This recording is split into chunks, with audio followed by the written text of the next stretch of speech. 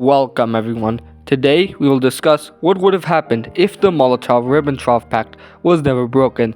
Now, as a bit of historical context, the Molotov-Ribbentrop Pact was signed between Nazi Germany and the Soviet Union on the 23rd of August 1939. The pact had several goals, but the main goal was creating spheres of influence in Eastern Europe and the division of Poland. The division of Poland occurred shortly after the pact was signed. The Soviet Union would see expansion into the eastern majority Ruthenian areas, while Germany took its former areas of Danzig, West Prussia, and Posen, creating a puppet state in the rest of Poland called the General Government Poland, where they committed horrific war crimes against the Polish people.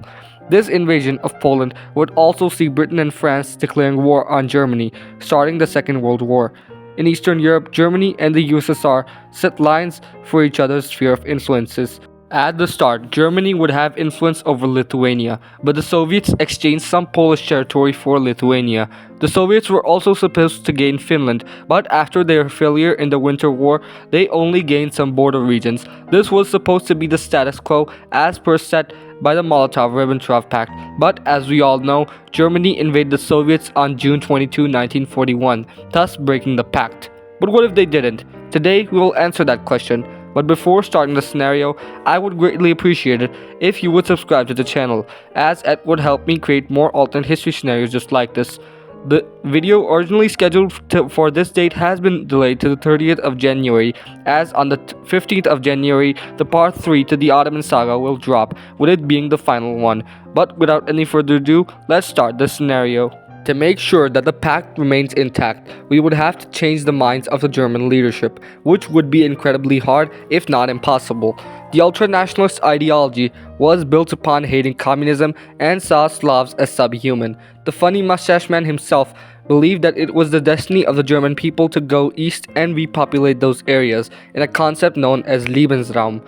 They saw the people living in these areas as subhuman and wanted the extermination of those they deemed undesirable while Germanizing the rest. The Soviet Union, being the biggest and only communist state, also increased the Nazi hatred of them.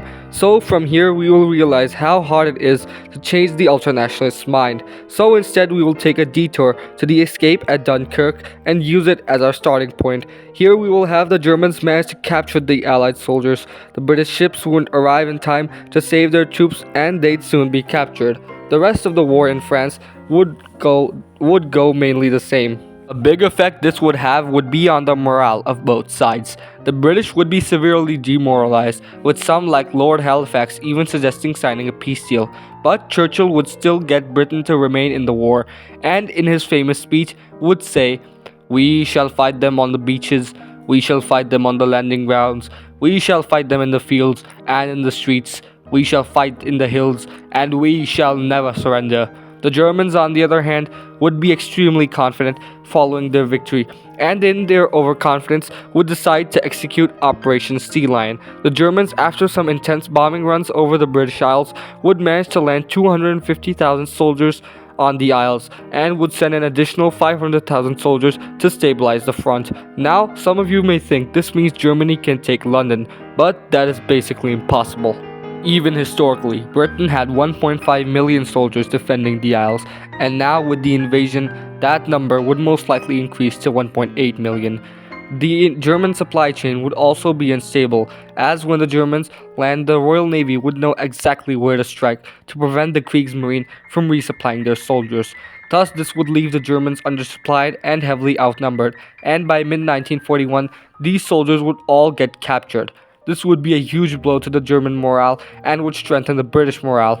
Following on their victory, the British would manage to get Yugoslavia to join them and would send soldiers to Greece to help them.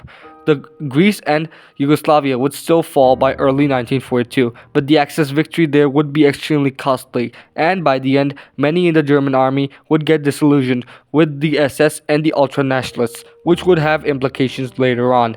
During all of this in the West, the Soviet Union had been flexing its muscles in the East. Though they lost the Winter War, Stalin would still do his Great Purge and would start his military reforms, which couldn't be completed in our timeline due to the German invasion, but would be completed here, leading to the Soviet military being much more robust and competent. The Soviet Union would also become the economic middleman of Europe, trading with both sides and earning a lot of profit. The Germans would become more and more economically dependent on the Soviets, which would become very important later on. By late 1942, Germany would have hegemony over most of Europe, but it would be very shaky. The funny mustache man here would try avenging the loss in Britain by sending 500,000 troops to North Africa, and for a while this would be successful, but soon they'd get a reality check. Thanks to Pearl Harbor, the US would join the war against Japan and soon Germany. Operation Torch would be executed as the Axis would get squeezed out of Africa. Following this, the Allies managed to land in Italy, causing the collapse of the Italian government and forcing Germany to send a large amount of forces south to push the Allies back, slowing down the front as southern Italy becomes a bloodbath. During this time, by 1943, the German High Command executes Operation Valkyrie. The funny mustache man is removed from power and executed, as most members of the ultranationalist party suffered the same fate. Heinrich Himmler and the SS do attempt a counter-coup, but it fails. Himmler is executed and the SS is disbanded. The military junta leads Germany and tries to secure peace with the West, which doesn't happen as Britain and America demand total unconditional surrender. So the war continues up to 1944.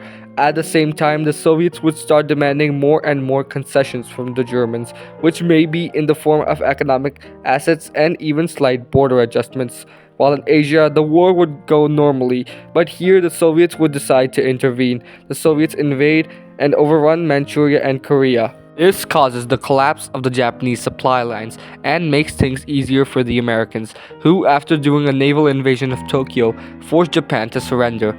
As a reward for their help, the Soviets are allowed to keep Korea, which they turn into the Democratic People's Republic of Korea, headed by Kim Il-sung, while Manchuria is given to the Chinese Communists. Now focusing all of his forces west, Stalin looks towards Berlin.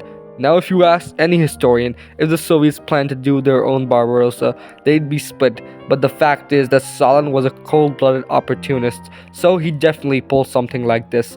By late 1944, the Allies land at Normandy, and soon the Germans send most of their forces west. Soon Stalin lines up his forces on the Axis border, up to 5 million soldiers. Soon the Soviets declare war and blitz to the east. Berlin falls and the Germans collapse. The Soviets continue their push. In the south, they manage to reach all the way to Thessaly, as the Allies simultaneously land. In the west, the Soviets move to northern Italy, taking Venetia, Lombardy, Genoa, Parma, and Savoy. Up north, the Soviets managed to reach all the way to the Rhine, as soon the borders are redrawn. The map is somewhat same, but there are many differences. Like in the Balkans, most of it is under Soviet influence, with Greece being divided into a communist north with its capital at Thessaloniki and a southern capitalist state with its capital at Athens. Communist Germany is expanded into most of Germany barring the Rhineland, while Denmark and the Netherlands are turned into communist republics under Soviet influence. Italy is divided into a communist north with its capital at Milan and a capitalist south with its capital at Rome. The war ends and the Soviet Union not only commands a larger empire but are also stronger, as they haven't lost 25 million people, which destroyed their male to female ratio, something which they haven't recovered from even in our own timeline. Their economy is also much stronger, though it's still not as strong as the American one. This would have its implications on the Cold War, but that's a topic for another day. If you like this video, please subscribe and share your thoughts in the comments down below. I love reading them. But for now, this was Alternate History Chronicles, and see you in the next one. Goodbye.